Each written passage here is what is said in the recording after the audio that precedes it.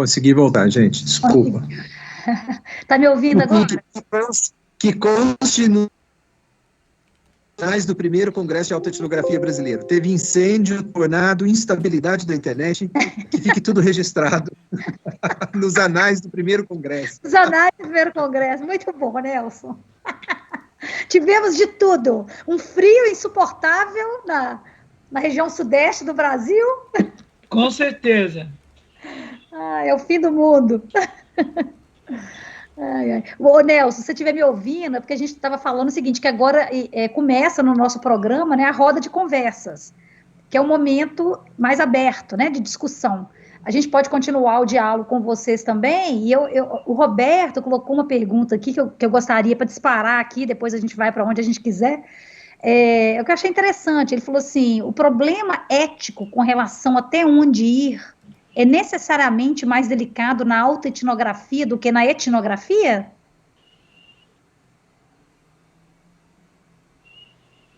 Está aberto para quem quiser falar, viu, gente? Aí, então, eu posso falar um pouco enquanto o Nelson está congelado, não?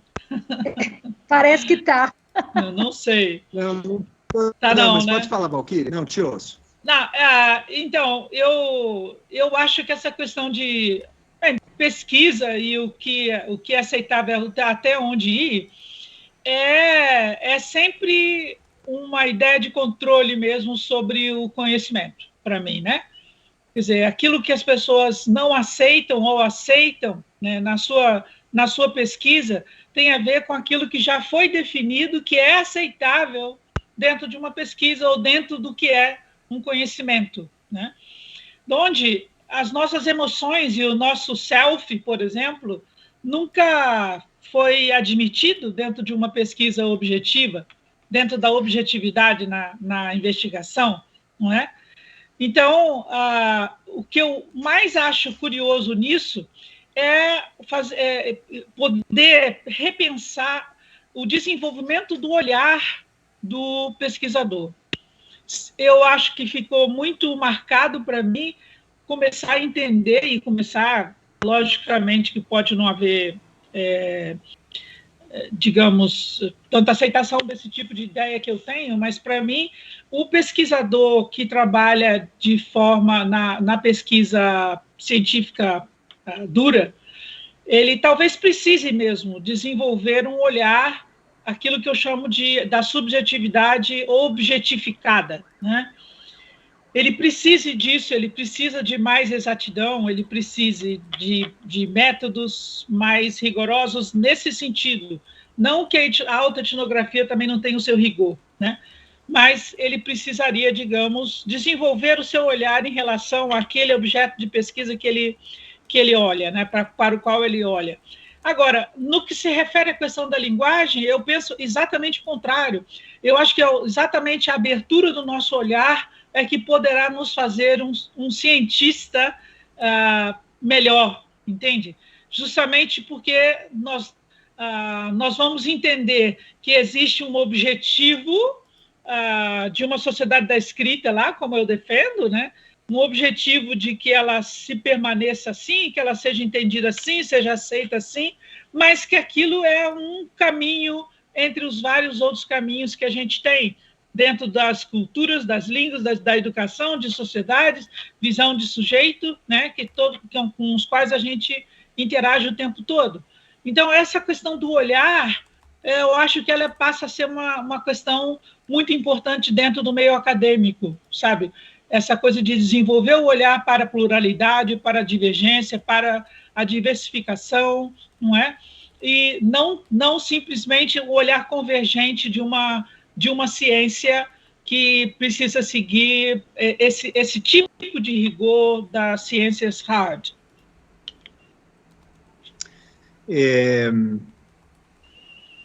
Em termos dessa questão ética, eu vou falar sobre a minha experiência.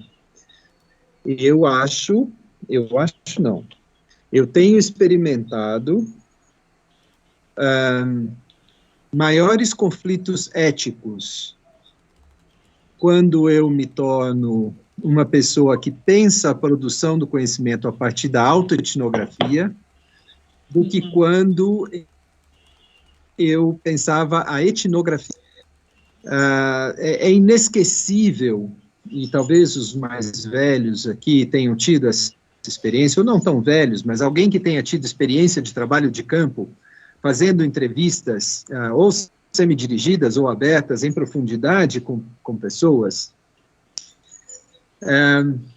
Eu não me esqueço, em 1992, uma pessoa daquele grupo que eu acompanhei com HIV, aquela pessoa me colocou com clareza: para que você quer saber da minha vida? Sabe, naquele momento, eu respondi protegido pela instituição. Não, porque trazer à luz o conhecimento da experiência que você está vivendo é dar voz e visibilidade a outras experiências. Uhum. Mas eu sabia muito bem que o que eu queria com aquela informação dela era produzir o meu trabalho de conclusão de curso. Entende? Hoje é inadmissível. Por isso eu não esqueço aquela pergunta. Por isso aquela pergunta, ela sobrevive em mim. Né? O que é que eu quero ao saber da vida dos outros? Uhum. O que eu quero? E aí, a partir do momento que eu começo a fazer autoetnografia, eu não quero saber da vida dos outros, eu quero saber do encontro que eu tenho com os outros, com o que nós coproduzimos juntos. Né? Agora, é muito importante essa reflexão da Valquíria. Não que quando um aluno pergunte uma coisa a um professor, esse aluno não está consultando e precisando de um conhecimento que esclareça. Mas é que no campo da saúde, a regularidade das pessoas querendo intervenções sobre as suas próprias vidas é muito maior, tá certo? Então, a gente brincava, quem tem filho aqui, levou filho ao médico, pronto-socorro, e voltou com a resposta: não, é uma virose. Não é nada, é uma virose. Em tempo de pandemia, isso vira um problema. Mas, no passado, essa resposta era regular. Não, é uma virose. Uma virose é como dizer: olha, eu não sei o que é, mantém seu filho hidratado, sob observação, e volta para casa. Entendeu? Isso quer dizer virose. Esse é o caso de virose. Agora, você imagina que você vai voltar do pronto-socorro com essa resposta: eu não sei o que é. Vou fazer, fica de olho na pedra e se piorar, volta. Tá certo? Então, eles criaram essa retórica no campo da saúde, que é uma retroalimentação. Os profissionais produzem isso, mas também as pessoas vão lá em busca de algum tipo de resposta que não seja: olha, eu não sei o que é. Uhum. Tá certo? Então, quando isso entra no campo das relações, a produção desse conhecimento e a questão ética, ela tem que ser muito tematizada, né? Uhum. No entanto, como é que a gente dissolve isso?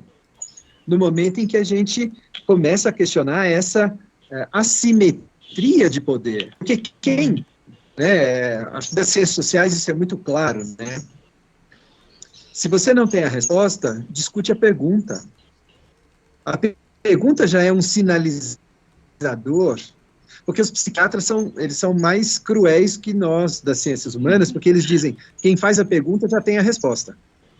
E às vezes você faz a pergunta e não tem mesmo a resposta. Mas então discute, né? Então, os profissionais se sentem pressionados a dar respostas, mesmo porque eles não pensaram a pergunta, tá certo? Então, dissolver essa relação,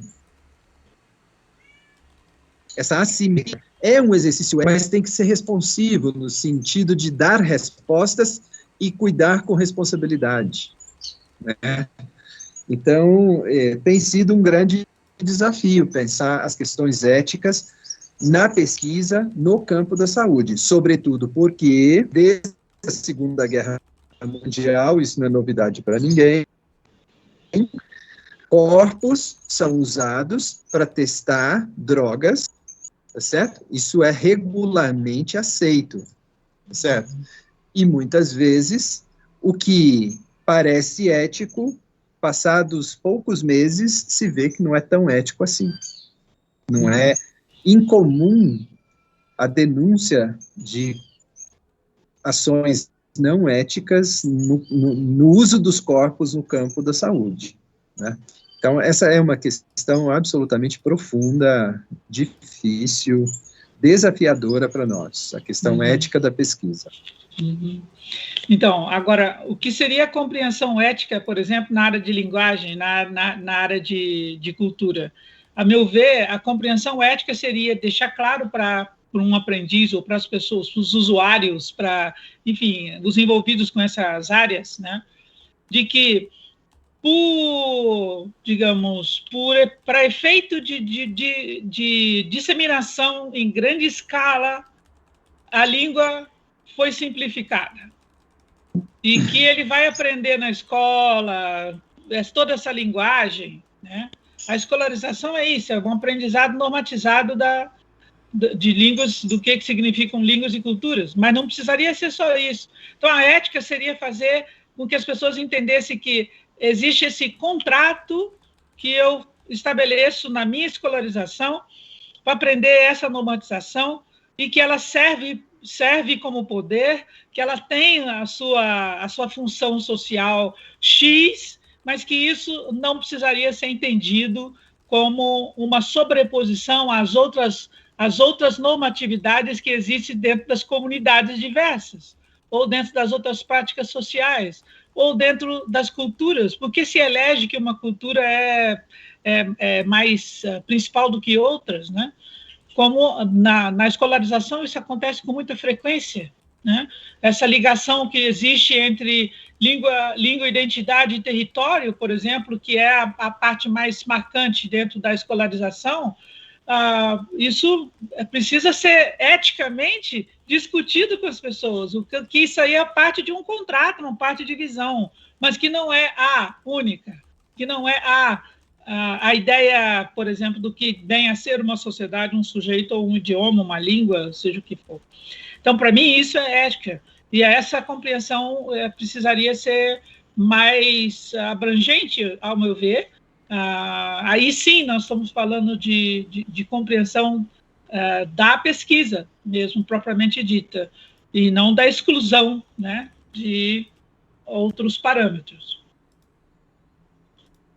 Gente, eu queria... A Agnes colocou uma colocação aqui que eu achei interessante, muito interessante, que acho que vale a pena, que toca nessa questão ética também, mas ela fala o seguinte: nós também podemos perguntar, e muitas vezes os entrevistados, né, os participantes da pesquisa, eles dizem, eles sabem por que eles querem participar de pesquisa, né? Eu acho que tem esse outro lado também, ela está trazendo esse outro lado, né? Isso tem acontecido comigo. Ontem mesmo, essa semana que eu dei aula, segunda-feira, né, eu comentei de uma experiência minha, que é uma amiga, né, que está vivendo com... né, teve diagnóstico de câncer de mama, e, né, está vivendo esse dilema, né, já é metastático, e ela quer que eu ajude ela a contar a história, né, dessa que ela está vivendo, né, uma pessoa jovem vivendo isso. E isso me lembra, né, a Caroline Ellis, que usa aquela metodologia que ela chama de compassionate interviewing, né? Uhum. A questão de você, ela chama isso de é um tipo de autoetnografia que você vai, você não é o protagonista, né, mas você vai trabalhar com uma outra pessoa e você vai responder a experiência dela, você vai dialogar, né, e vai entrar no mundo daquela pessoa para contar aquela história, né, quer dizer, vai ajudá-la a contar a história dela, né, estar com o outro. Acho que o Nelson falou várias vezes. Eu acho que tem esse lado também, né, muitas vezes as pessoas elas querem falar através da gente, né, elas querem que a gente ajude elas a contar a história, né. Eu acho que o pesquisador pode ter esse papel também, né. Mas não sei se a Agnes quer falar. Agnes, você fica à vontade. Estou falando por você porque você colocou no chat, né. Simone também está falando aqui. Quer falar, Simone? Fala aí. Agnes, vai lá, Agnes. Eu quis só dar esse exemplo, que é muito marcante o processo de pesquisa que fiz, psicotrópico. Muito prazer, pessoal, meu nome é Agnes. Então, várias pessoas falaram, e eu perguntei também, né, porque as pessoas estavam disponíveis. Lógico que eu queria pessoas para entrevistar, que eu queria fazer um trabalho, tive muito medo também de não ter participante para o meu trabalho, lógico que isso tudo aconteceu, mas as pessoas estavam muito disponíveis para falar do caso, da questão delas, do sofrimento delas, da história de vida delas, e em especial, uma pessoa que eu entrevistei, que foi uma entrevista até muito curta, das mais curtas que eu fiz, ele falou assim, anota aí, eu quero que você registre aí, eu quero que você diga que eles prescrevem rápido demais. Então, eu registrei, sabe, porque ele queria que eu dissesse isso, porque o medicamento que ele tomou acabou gerando mais problema na vida dele, que foi um antidepressivo, que gerou uma impotência sexual, que a namorada contou para todo mundo, e isso foi um problema na vida dele. Então, ele ficou indignado. E aí ele falou assim, não, eu vim aqui porque eu quero te pedir para você registrar isso que aconteceu comigo. E outros também queriam registrar o sofrimento, né, que estavam passando e os motivos experiência de vida, né.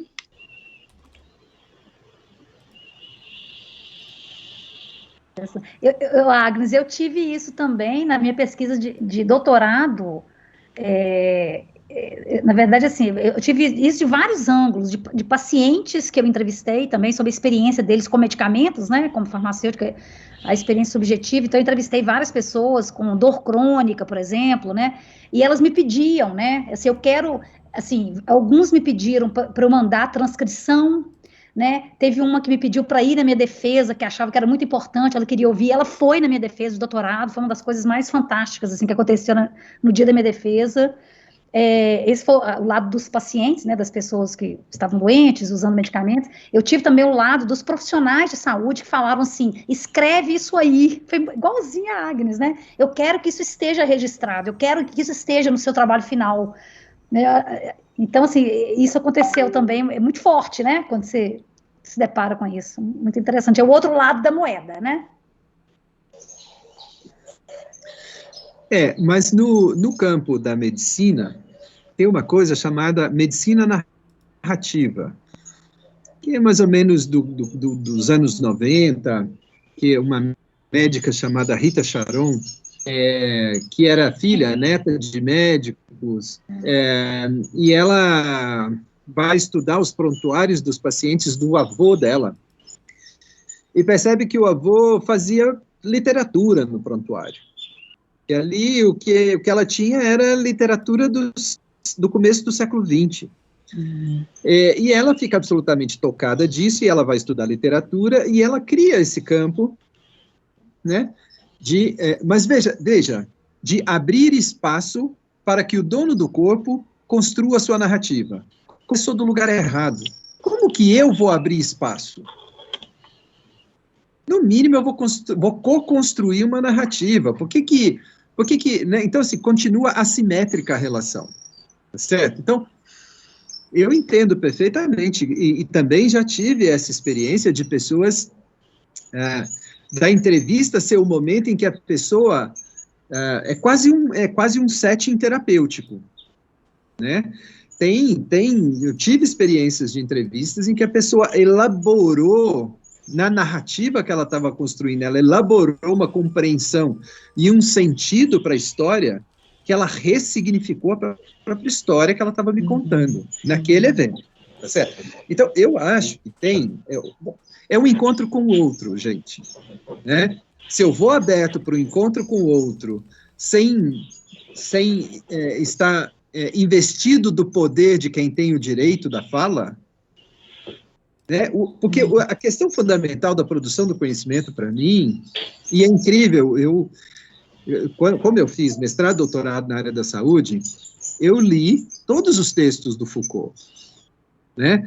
Porque Foucault era filho de médico e não quis estudar medicina, mas foi estudar história, mas ele fez a história da loucura, a história da clínica, né? A sexualidade, né? Quer dizer, ele não estudou medicina, mas ele, né, assim, acho que ele queria se vingar do pai dele. Eu posso falar do corpo da doença sem ser médico. Em profundidade, não é? Mas para mim faz. Eu só fui entender o lugar do poder na construção da subjetividade muito tempo depois de ter ido isso. Porque no camping que estava fazendo a pós-graduação, o fundamento não era discutir o poder nas relações. Tá certo? Então, eu acho que a gente tem que, assim, a produção do conhecimento, ela, para mim, pelo menos hoje, a relação que eu estabeleço com as pessoas que estão comigo num processo de desenvolvimento de produção do conhecimento, tudo passa, e o começo está na posicionalidade e nas relações de poder dentro dessa, ou a partir dessa posicionalidade. Ou eu olho para isso e aí eu começo a pesquisa, ou então eu vou reproduzir essas assimetrias. Sim. Sim. Então, no caso de linguagens também, e formação de professor, a autoetnografia acaba sendo muito importante, porque é ele compreendendo quem é esse outro, né? E ele formador de formador, né? Formador de professor também. E o professor, por sua vez, forma cidadãos, né? E ele, muitas vezes, ele vai formar esse professor, ele um pesquisador que ainda vai trabalhar em universidade, vai trabalhar com pesquisa, mas que também forma, né, pessoas.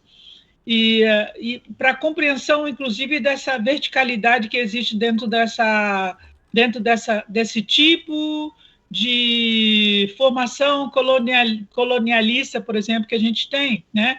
De ver com naturalidade que alguém possa ter mais poder sobre o outro, por exemplo, como o caso de um formador de professores que acha que então ele vai ter mais poder sobre o professor e o professor, por sua vez, mais poder sobre os alunos, quando isso necessitaria uma compreensão, né, dos envolvidos aí, de que isso aí é um projeto de sociedade, né? Nada mais é um projeto, nada mais parece que eu estou diminuindo o valor da sociedade dentro desse perfil, mas é um projeto de sociedade que precisa ser compreendido, e não é uma coisa natural, isso aí foi muito construído, né?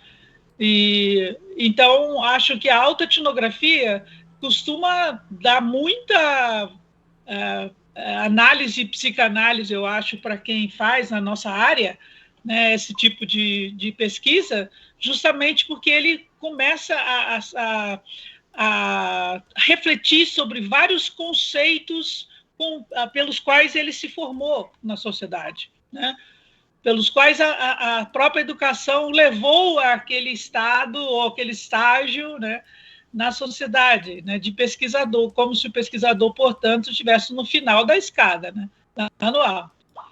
Enfim.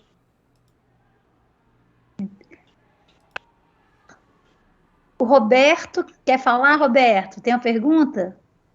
Ou comentário? Oi, Janane, deixa eu aparecer aqui. Até para dizer um oi para a Valquíria, como estava? Roberto, que bom te ver! Roberto fez uma linda autoetnografia, ainda por cima poética, ele vem da área de literatura, então ele fez um belíssimo trabalho, sabe assim, de impacto. Muito Obrigado, bacana. Valquíria. Foi minha orientadora no doutorado. Enfim, deixa eu quero fazer uns comentários sobre aquela questão da ética e a partir do que vocês estão falando, muito breves, não quero tomar muito tempo. Eu fiz aquele comentário, pergunta, porque é uma questão genuína mesmo, eu não tenho certezas nem respostas sobre isso, mas acho uma questão interessante, né, sobre essa a questão, e é uma questão delicada e instável, né, nesse campo de autoetnografia. Mas, enfim, eu queria fazer uns comentários rápidos sobre isso. O primeiro em relação a essa história da colaboração, né? Eu acho que tem uma vantagem nesse problema da ética na autoetnografia, que é o pacto necessário para que a colaboração se faça como autoetnografia de maneira genuína, né? Eu acho que esse pacto, ele se não garantidor, mas ele é pelo menos um estímulo para uma produção ética, que a gente pode pensar, de certo ponto, talvez até mais justa, do que aquelas decisões que vêm de fora, né, de um comitê de ética, da lei, né, de normas éticas que têm que ser cumpridas, né, podem ser restritivas, né, podem ser silenciadoras, podem ser opressoras, né, e eu acho que a autonomia dos envolvidos nesse processo de autoetnografia colaborativa pode ser, né, não é uma, tudo se faz no processo, né, mas eu acho que cria a possibilidade de estabelecer, do ponto de vista ético, um resultado mais justo, mais, até, digamos, mais honesto para os envolvidos, né? Mas eu acho que é o que se resolve no processo. A gente, muitas vezes, fala, a autoetnografia, às vezes, não é colaborativa, né? E ele é um processo mais solitário daquele que investiga a sua própria história, né? E eu acho que nesse caso também, para pensar do ponto de vista ético, falava-se muito da história da vulnerabilidade, né, de ser com essa questão, né? Também, se eu pensar dessa perspectiva em relação à autonomia, eu acho que também, do ponto de vista ético, pode ser um elemento que não precisa ser visto necessariamente como um problema, mas pelo contrário, né? A decisão, no final das contas, é minha. Eu, pesquisador que autobiografo, né, a minha própria trajetória, tenho um grau de autonomia sobre o que se revela, e eu volto para aquela questão que entrou na sessão anterior, né, da representação, né? A escolha de como eu represento esse processo é minha. Então, ainda que o processo possa ser muito traumático, doloroso, etc., a decisão de como eu represento isso, seja no meu artigo, na minha tese, na minha performance, seja lá que rumo vai tomar esse processo como representação final, é minha. E eu acho que aí eu tenho, de novo, um campo de possibilidade e de conforto do ponto de vista ético, né? E queria só citar uma anedotazinha aqui, porque essa semana eu vi uma fala da Sandra Faulkner, que trabalha com poesia em pesquisa, né? E eu vi o Nelson falando sobre entrevista, transcrição, lembrei de uma coisa que é curiosa. Um dos usos da poesia na pesquisa, que era o tema da fala dela, ela exemplificou, que ela trabalhava com os alunos dela, transcrição poética de entrevistas, né? Que eu achei uma estratégia muito interessante. Era isso, eles iam para campo, faziam entrevistas, né? E ela suscitava com eles esse exercício de que eles transcrevessem as gravações em poesia, né? Só estou usando isso como exemplo.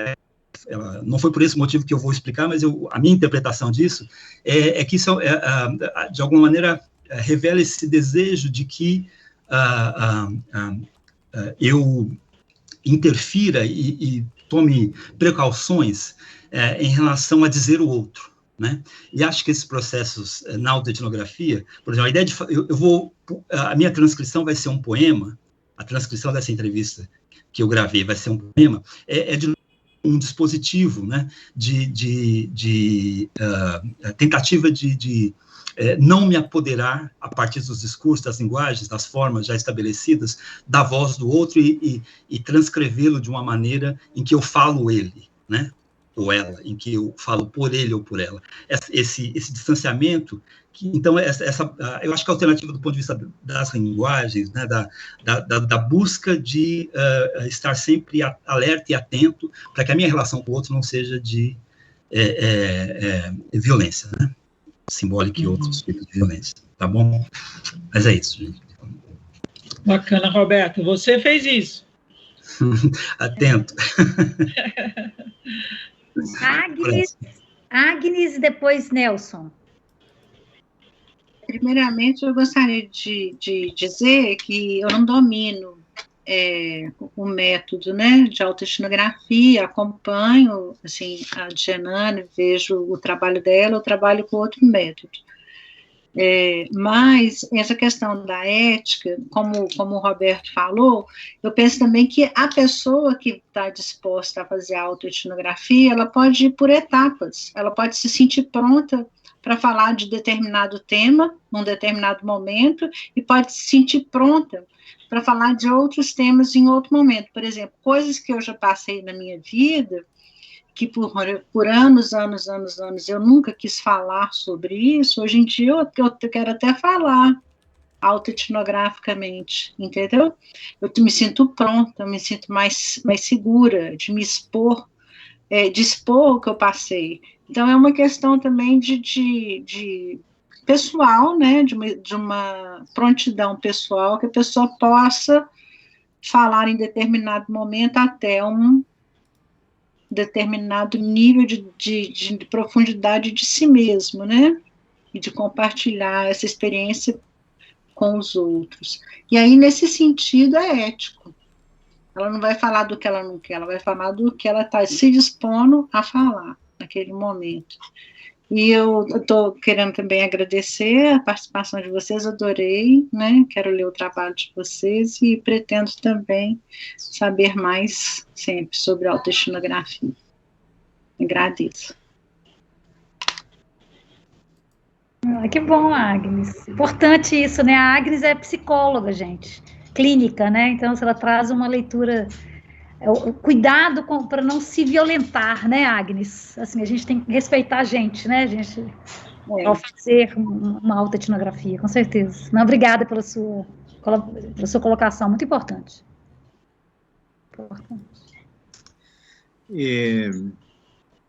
Eu sei que o Roberto não falou isso, mas eu quero aproveitar a fala dele para falar de um tema associado ao que ele falou. Eu concordo com o Roberto que, no limite, a agência é nossa, do agente, né? A agência é do agente. E, portanto, no limite, a escolha final é minha, né? Só que a gente está exatamente num momento de disputa do que isso significa, né? Quer dizer, num ambiente neoliberal,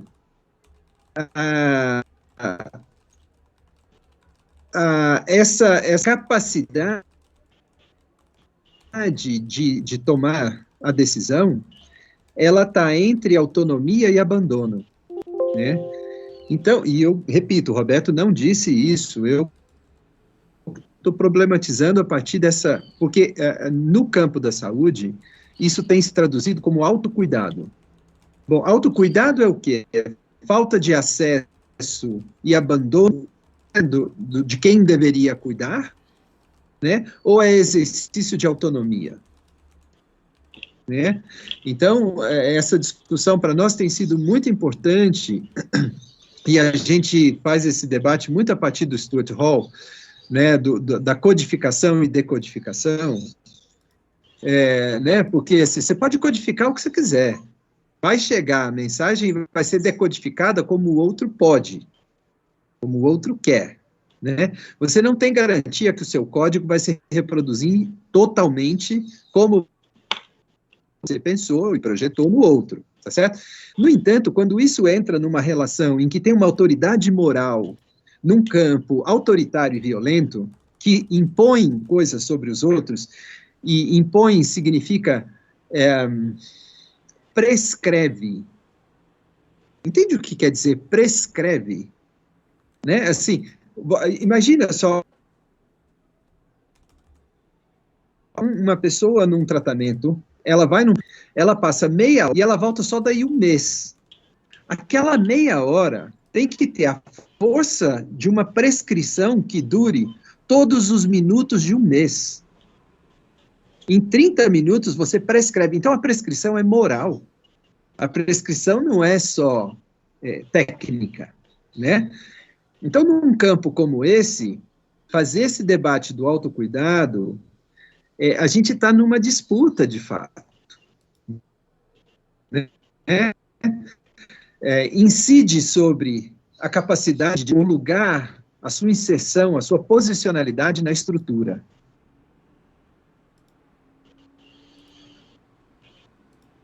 E exercem a sua autonomia, são considerados pacientes. O paciente problema no campo da saúde, ele que diz, isso eu não vou fazer. Então, esse é o paciente problema, entende? Então, autonomia no campo da saúde é problema. autocuidado no campo da saúde também pode ser abandono.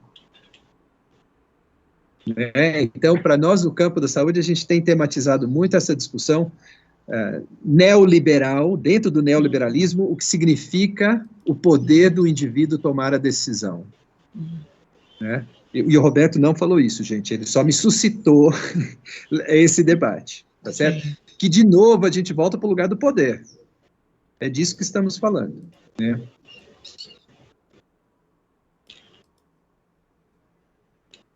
Terminei. Eu não sei se o Roberto quer falar de novo, Roberto. Sua mão está levantada? Não, desculpa, eu esqueci de baixar a mão. Levantei e deixei ela levantar, só isso.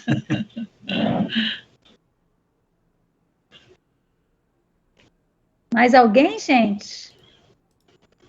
Quer discutir qualquer coisa sobre algo? Então, eu mandei uma perguntinha no chat, sou a Michele, e se vocês me permitirem, eu gostaria de ler, porque eu acho que pode ser algo muito pertinente para essa reflexão entre ética e segurança, ou falta de segurança de se posicionar diante de um estudo autoetnográfico.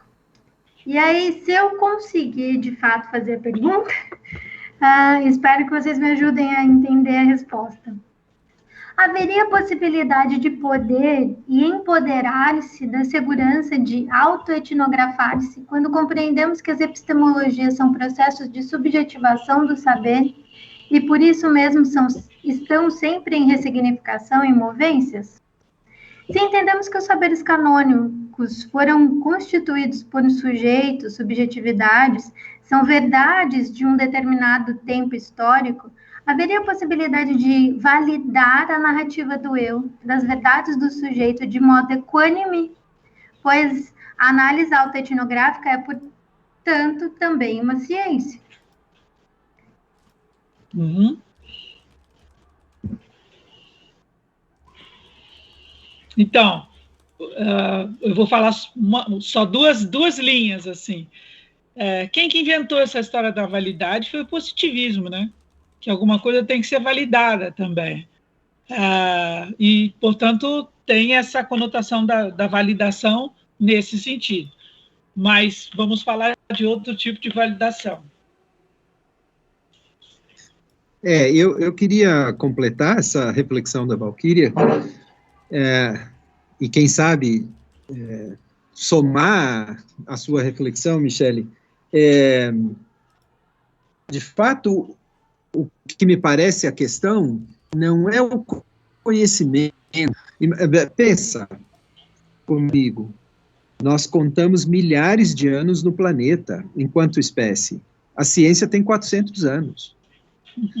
A religião católica, que também fez o controle nos últimos 2000 anos. Nós estamos falando de um estoque de conhecimento e experiência que conta milhares. E nos últimos 2.500 a gente tem tido formas e formas, certo? Então, eu acho que não se trata, né? E eu entendo que você está trazendo uma importante reflexão, não se trata de um problema de conhecer. O que se trata é o problema de regular o que e como se conhece, né? E aqui eu acho que quando você diz canônico, né? Acho muito importante essa palavra, porque é o desejo de fazer um regime de verdade, fazer parecer que uma coisa é mais verdadeira que outra, né? O que é o real? O real na Idade Média era o que o rei validava.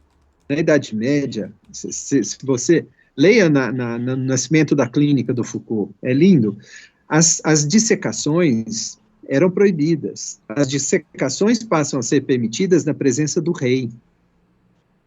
E porque o rei estava ali, tornava-se real. Então, a realidade é uma construção associada ao rei. Tá certo? A verdade é uma construção associada às relações de poder, né? Agora, quando uma coisa se torna canônica e atravessa as fronteiras, é um exercício de universalismo. A quem que interessa o universalismo? A quem que interessa que nesse sul a gente reproduza o que se propõe como verdade naquele norte. Entende? Então, não é o exercício da produção do conhecimento que está em questão, é o exercício do universalismo do conhecimento, que não é natural, ele é socialmente construído e imposto. Uhum. Né? Então, assim, o universalismo, ou aquele conhecimento canonizado, ele atende a um conjunto de práticas que interessa ao grupo que produziu. Em geral, homens brancos, ricos, com acesso às tomadas de decisões e poder nos grupos onde eles produziram. Sim. Né? Então, a ciência está revestida desse lugar de poder, né?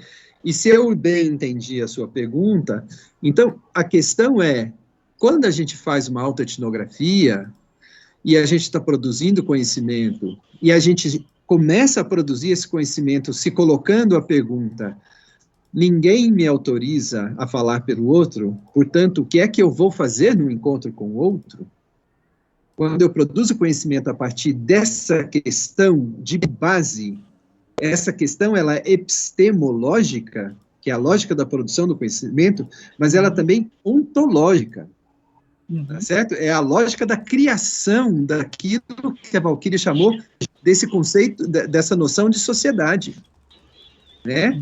Então, quando eu construo conhecimento a partir dessa perspectiva, eu não tenho desejo universalista. E, portanto, eu não tenho desejo de canonizar e reproduzir e validar e repetir esse conhecimento além de todas as fronteiras.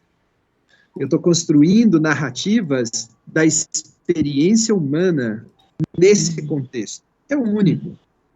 Sim. E estou somando essa narrativa ao estoque de conhecimento que já temos de milhares de anos da espécie no planeta. Então, se eu bem entendi, a sua pergunta tem a ver com isso.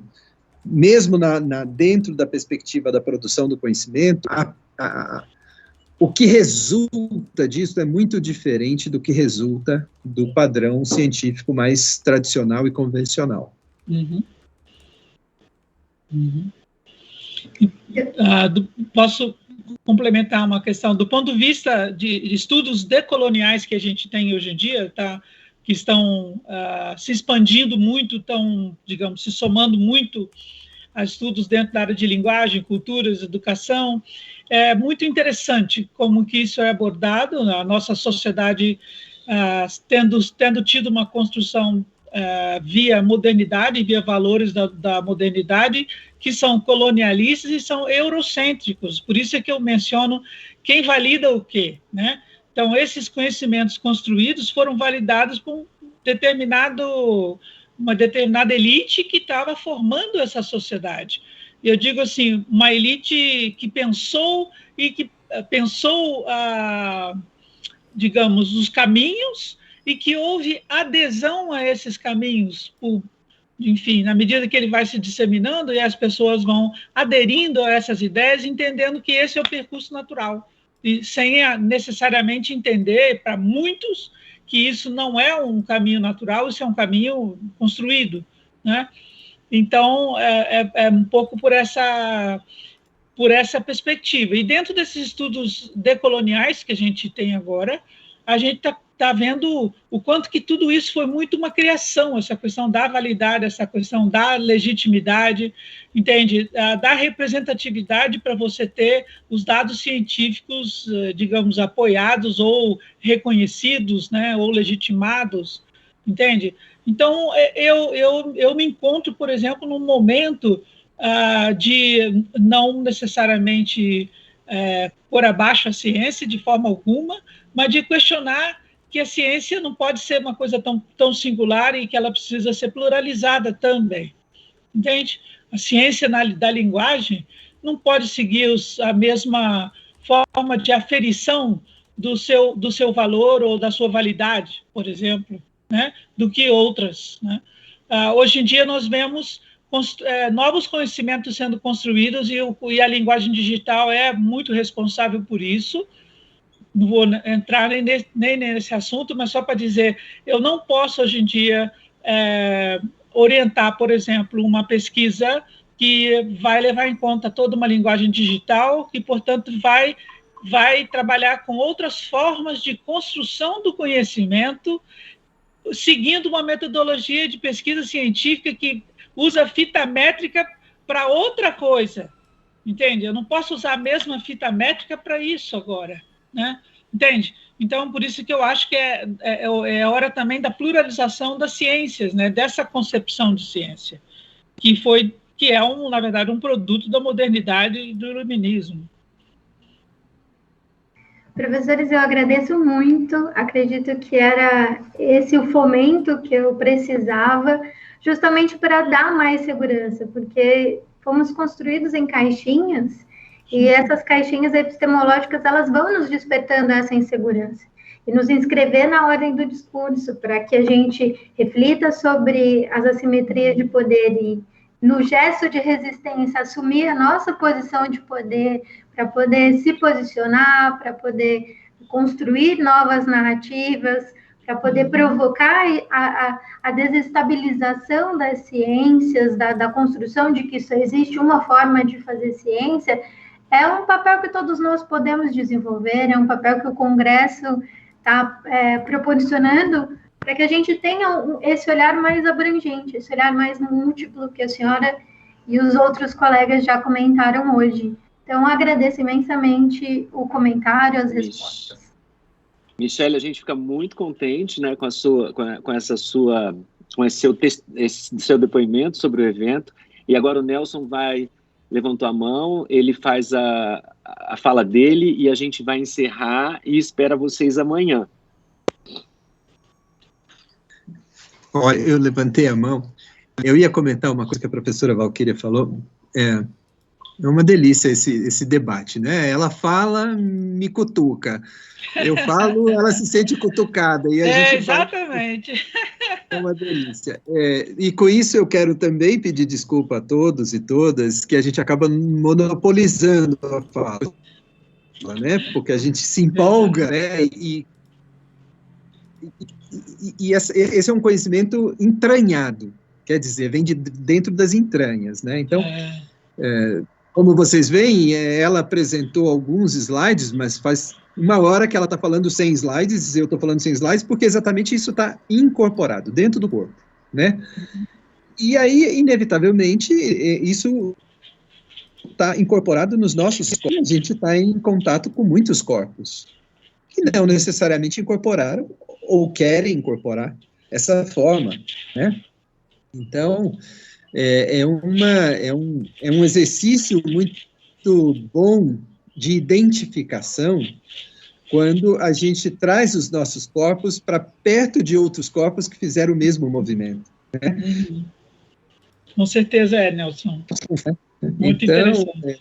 Eu quero agradecer por isso, pelo privilégio de poder trazer meu corpo próximo, ter o convite para chegar perto de vocês que também fizeram e estão fazendo esse movimento. Então, muito agradecido, um prazer enorme estar aqui, ouvir vocês, ouvir a professora Valquíria, que eu não conhecia, agradeço muito, e agradeço demais ao convite de vocês, organizadores, e não quero finalizar sem dar os parabéns de novo. Nelson, vocês são muito corajosos. Parabéns para vocês. Com certeza. Também agradeço muito o convite, gostei muito de conhecer o Nelson, que eu também não conhecia, e, enfim, das nossas provocações, eu acho que foram bem complementares e suplementares, e, então, dou os parabéns a vocês por construir um encontro como esse, um encontro que é transdisciplinar, né? Um encontro que traz áreas diversas para discutir questões afins. Muito bacana, muito obrigada e parabéns.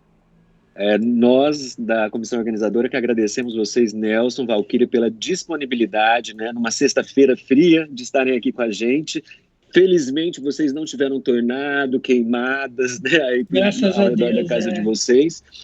E foi um dia muito intenso, de muitos afetos e emoções e reflexões, provocações. Assim, minha cabeça está fervilhando.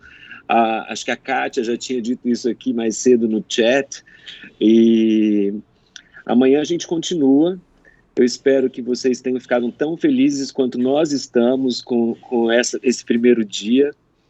E amanhã nós temos mais algumas sessões de comunicação, né, de comunicação não, mas de discussão, de debate dos trabalhos que já estão aí disponíveis para vocês. Nós temos um painel que é de Janane, Igor e eu, e depois nós temos um encerramento com a Daniela Versiani, que vai estar aqui com a gente, vai estar e não vai estar aqui com a gente, na verdade, para fazer esse encerramento, ela que tem aí essa obra de alta etnografia publicada no Brasil há muito tempo, e ela foi muito carinhosa conosco, aceitou o convite, mesmo não estando mais na academia. Então, muito obrigado a todos por estarem aqui o dia todo. Eu acho que eu vou demorar um pouco para conseguir dormir, para relaxar, né, depois de tanta adrenalina aqui durante esse dia. Mas a gente encerra por aqui, lembrando que esse painel, o painel da manhã, estarão no YouTube logo menos. Assim, em algum momento ele vai aparecer e a gente avisa vocês. Não é, Igor? O Igor é o grande responsável por essa questão aí. Gente, olha só. Aqui é o seguinte, essa equipe organizadora, essa equipe enorme, ela definitivamente não entende quase nada de informática. Então, assim, os vídeos vão estar no YouTube, mas não esperem assim que seja para ontem e tal, porque a gente não é nenhum expert em informática. Obrigado a todos e a todas, foi um prazer enorme. Vocês ficam agradecendo, mas vocês não entendem que nós é que agradecemos, porque tem sido uma experiência incrível, assim. Então é isso, obrigado também. E amanhã, quem quiser, vai ser um prazer a gente continuar isso e construir esse evento juntos aí. Obrigado. Obrigado a todos, boa noite, bom descanso. Boa noite. Até amanhã. Ok.